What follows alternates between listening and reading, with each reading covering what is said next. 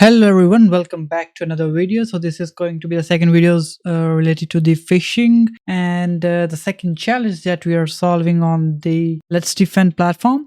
So with that, let's get started. We'll just directly jump into the challenge, and if you like the video, do click on the like button, and if you want to keep watching the video like for the same which will be different in the future, you guys can subscribe too. I'll be bringing the videos from the different platform too. If you don't understand anything, feel free to drop your questions or any information related to that into the comments. I'll take a look at that. So without any delay, let's get started with this box. Okay, so let's connect with the sandbox first with this, and this is a challenge which is a email analysis. Let's start the environment, then we'll connect with it, and we see it's the folder, then it's a Windows based machine, so we have to do the RDP. Let's select this stuff, the current, go for it, confirm. It'll take a bit time, so I'll be back once it's fully loaded, then we'll start further. See you in a second. Okay, so it started. Let's go up. We'll go here, copy the IP, paste it here, enter, copy the name, enter. We don't need the password as it's going to remain blank. Drive we are going to access is C. Let's enter the C.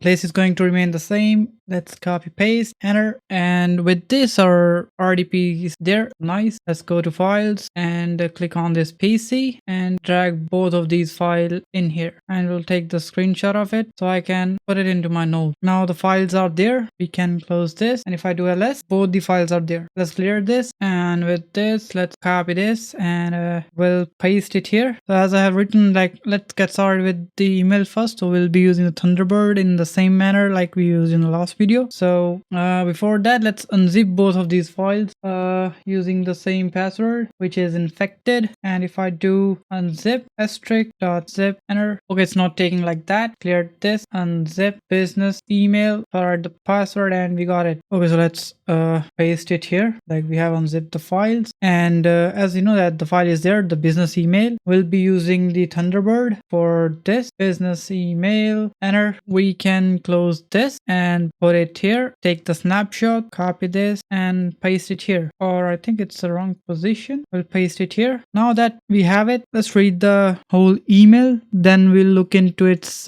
view source so we can get like the more detailed output, how it travels on the internet actually with the headers and stuff. So we'll later look into that. Okay, so let's read this first. It's a forwarded email, SWIFT payment copy, incorrect bank details, provided details. Got it. Good morning. Friday last week we received your performa invoice from your colleague for payment for our order. Got it. While arranging payment, we noticed that the bank details are different from your old one. Also, when I try to reach your colleague, the email never gets replied. I suspect something might be wrong with his mailbox. Please find the attached payment slip, draw it from our bank, and confirm that the bank details are correct. If you see, there are some like paste problems here. It is not like self-written, it feels like, and there is no like proper space in between. So that's another way to look into the look at the email where you will find like if someone is following the proper format. Most of the time they would like to continue in the same format without disturbing the email pattern. Okay, so let's keep going with that. Please find the attached payment slip, draft from our bank, and confirm that the details, okay, the bank details are correct. I'm writing with our second company email box because we believe someone is blocking our email to you from our main domain. The invoice is also attached for your reference. Waiting for your kind reply. Thank you. Regard, Yang Ting, United Scientific Equipment Pte Ltd from the Singapore. Okay, so it's kind of like they're trying to steal the bank details. That's what we have understood so far. Okay, so I'm already writing it. You will see the bit skip because I usually cancel the noise part. So there it seems the threat actor is trying to steal the bank details. We'll check the attached file later. Let's look into the email view source, I guess, from where we can like get the whole information related to that email. So if we go here, view source, we'll just copy this whole content and paste it here, and with this we have our whole email there. Okay, so let's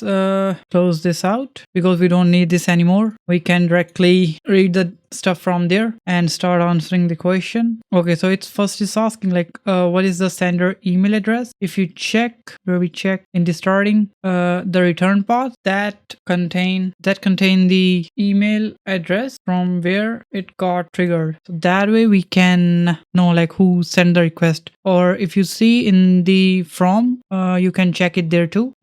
Here we have it, and it's the same in the from too, so it's the same email. We can provide that as a answer here. What is the sender email address? This is the email address, this is a header. These are the both header that you can look for when you want to know like where the email is coming from. Okay, so we got the answer for that. What is the email address of the recipient? So it's asking for like where it reached. It's going to be this one, admin malware traffic analysis. Yeah, that's the one. Let's provide it here. If you check the to header, you will find whom it reached to, and this is the end user to whom this email was sent. I am writing it here because in the end we can submit the answers directly here, and we can also terminate this because we are not interacting with that, so we can terminate it. Okay, so next it's asking like what is the subject line of the email. We can again get it here, it should be in the subject. This is the one, so it's mostly like the general data that it's asking for. What is the date and the format it's asking for, month, date and year. I hope it's same here. Okay, it's not same, but we'll convert it.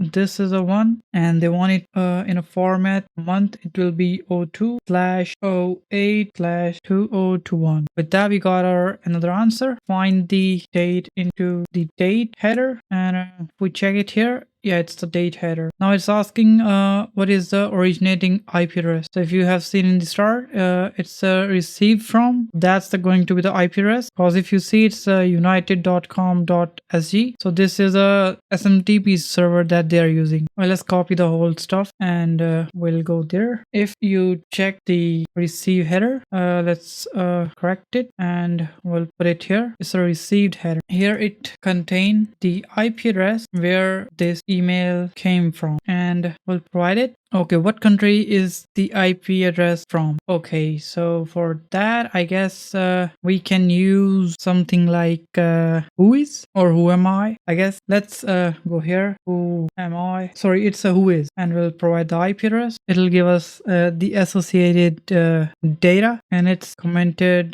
Surrey Central City Facility, and Surrey is in Canada, as it say the CA. I'm not sure if it's full, if there is any full country name. Let's also check on the Google. And we'll shoot this, and we can check it here. OTX Alien Vault, or rather this. Let's use the all-time favorite, virus total. There we go. We'll provide the IP address, enter, and this should give us the place. Yep, I was right. It's the Canada, and we'll highlight it with the IP address all over the places. We'll use virus total to identify what is the origin of this IP address, and as we can see, it's Canada. Okay, now it's asking like what is the name of attachment when you unzip it. Okay, so to get that answer, we have to close this. We'll clear this out, and we haven't unzipped it yet, so let's do it. Unzip the United something, and the password is infected, which is same. We'll press enter, provide the password and enter, and we got the file name. Copy this, or we should copy all of this and paste it here. Let's unzip the other file which we got from the sandbox for investigation, and the file name we got, it's United Scientific Equipment.exe. What is the SHA-256 hash of file? I think for that there must be some SHA tool. Let's see if there is any SHA-256, some I guess, and if we give United this, and there we go, we got its hash, and we'll write, we can use to like, which is SHA-256 sum, to get the hash of this file, and we got the hash of this file. Let's provide it here, and the last it's asking is the file attachment, it's the email attachment is malicious, yes or no. To get the last answer, we can try scan this file on virus total and see what sort of result it gives. So we are going to use the virus total, or we can also use, there is another tool that we can use. Just give me a second. It was mentioned here somewhere. Yeah, there we go. Hybrid analysis. Let's kill other stuff. This can analyze our file by running it in the sandbox. First, we'll get the result of virus total. Let's add it into direct dictionary. Second one is this, the hybrid analysis. Okay, so let's go to the virus total, and there we are going to upload the file, choose the file, and it's in here. Let's defend, and this is the one. Open it, and it is pretty damn malicious, and we can say it's a highly malicious one. So let's paste it here. And with that, let's also run the hybrid analysis sandbox there. Drop the instance file. Okay, it's going to same.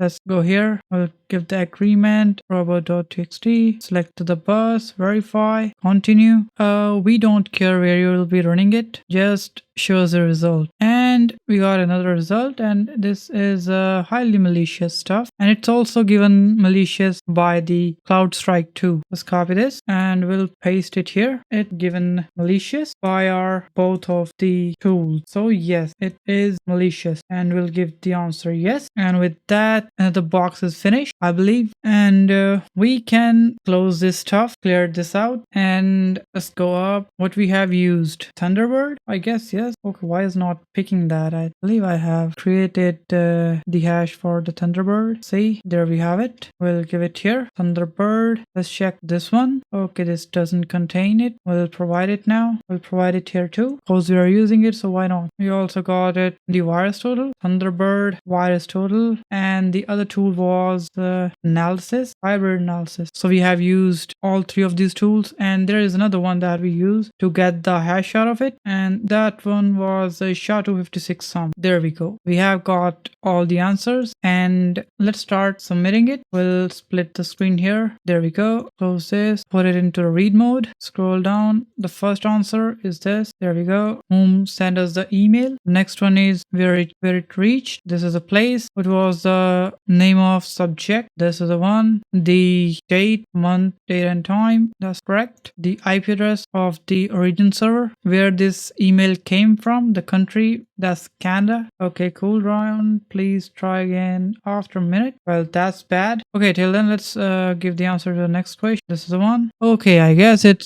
got a cooldown because we are giving the answer pretty quick. That's another drawback. I'm not sure if this is intentional, but let's wait. I think it's 1 minute. Try submit it again. This one. Okay, 2 more left. This is a SHA-256. There we go. And the last, yes. And with this, we have our another badge, and there we go. We have solved another box, or the another machine. I hope you guys liked it. If you guys liked it, don't forget to like the video and do subscribe to the channel. More videos will be coming, and if you want any particular video, do drop that into the comments. I'll try my best to provide that, and see you guys in the next video. Have a great day till then. Bye bye.